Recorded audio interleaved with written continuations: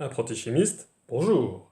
Dans cette vidéo, nous allons calculer l'ensemble des longueurs d'onde absorbées ou émises par un atome. Alors pour ça, on va s'intéresser à l'atome d'hydrogène. Et on connaît le diagramme énergétique des orbitales de l'atome d'hydrogène. L'orbital 1s a pour énergie moins 13,6 électronvolts. L'orbital 2s, moins 3,4 électronvolts. On va s'intéresser qu'à ces deux-là pour cet exemple.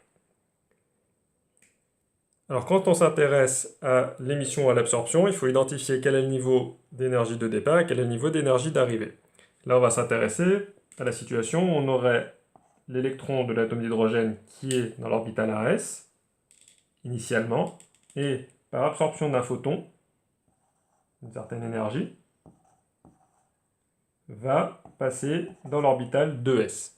Donc la question c'est quelle est l'énergie de ce photon ou, de manière équivalente, quelle est la longueur d'onde correspondant à ce photon.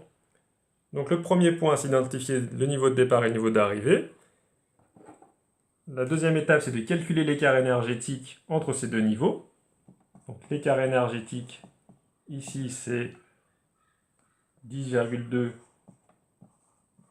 électronvolts. Moins 3,4, moins 13,6. Ici, il va s'agir d'absorption, comme on passe d'un niveau d'énergie inférieur à un niveau d'énergie supérieur. Et donc, cette énergie en électronvolts, il faut la convertir en joules, en utilisant le fait que 1 électronvolt, c'est 1,602 fois 10 puissance moins 19 joules. Donc, si on fait l'application numérique, ça nous donne 1,63 fois 10 puissance moins 18 joules. L'étape suivante, c'est de calculer la longueur d'onde correspondante.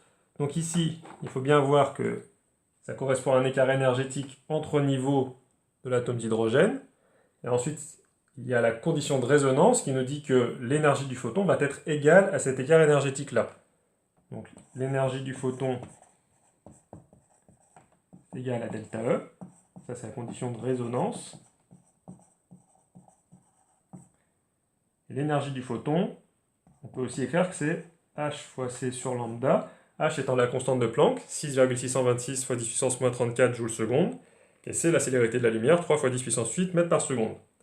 Donc on en déduit que lambda, la longueur d'onde en mètres, c'est H fois C sur delta E, et l'application numérique dans notre exemple donne 1,22 fois 10 puissance moins 7, et c'est en mètres.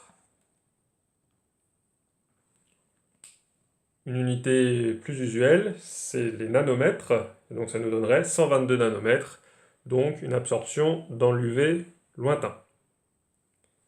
Donc si on résume, pour déterminer une longueur d'onde absorbée, ou une longueur d'onde émise, c'est le même raisonnement, il faut d'abord identifier le niveau d'énergie de départ et le niveau d'énergie d'arrivée, calculer l'écart énergétique entre ces deux niveaux, s'ils sont donnés en électronvolts, convertir en joules. Ensuite, calculer la longueur d'onde correspondante grâce à la relation E égale h nu égale hc sur lambda. On en déduit lambda en mètres, puis en nanomètres, l'usage le plus courant.